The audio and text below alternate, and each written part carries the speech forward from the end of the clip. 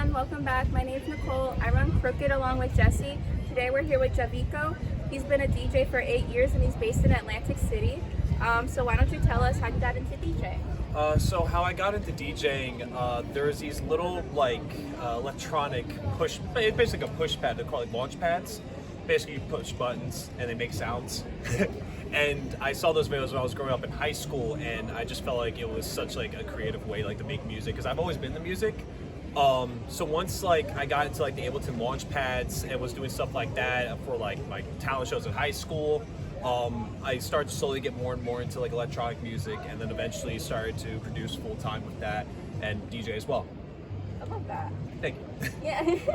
And do you have any influences or people that inspire your music? So for influences, I would say one of my biggest influences growing up was Skrillex. I mean, a lot of people can say that.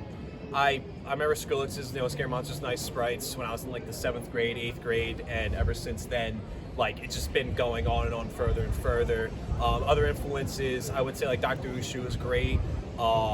Virtual Riot's been another one of mine.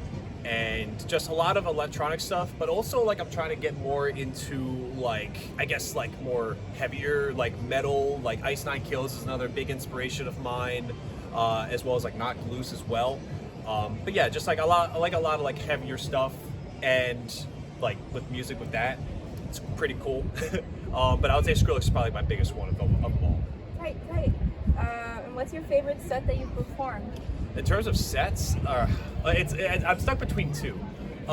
There was at least one set at a house show I did called the Soapbox. It was this little venue out in Mays Landing, middle of nowhere, bunch forest area, and that probably has been one of my favorite sets. I did a little I guess it was in a living room, just small, intimate, but it was really fun times. And then for at least more professional shows, I would say Keto Fest, where I met up with you. Keto Fest was a lot of fun. Silent Disco was amazing. A lot of people were having fun out there, so that was probably one of my favorite. Those two are probably one of my favorite sets, honestly. Great. What's your favorite genre of music? Favorite genre. So I hinted at it a little bit with the hardcore, metalcore music. Ice Nine Kills and Knocked Loose have been some of my favorites. I would say Hyperpop is another one that I've been really getting into. 100 Gex, Underscores is another artist that recently released an album that's been really great. And besides that, I would say, I like jazz. Jazz is fun. I got a radio station hooked up whenever I just want to listen to jazz. Just press the preset and just start listening to it. So it's fun. Lastly, what's the hardest part about being a DJ?